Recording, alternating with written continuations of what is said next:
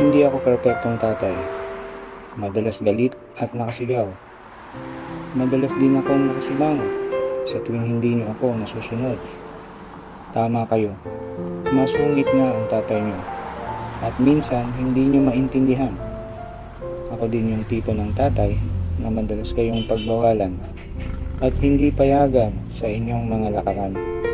At ang pinaka-worst pa, nakikita ko ang madalas ninyong pagkakamali.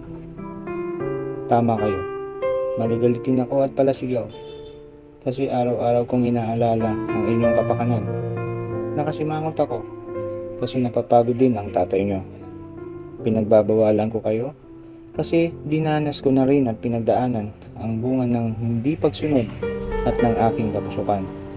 Ngunit sa kabila ng lahat ng ito, ang pagmamahal ko sa inyo mga anak ay higit pa sa buhay ko.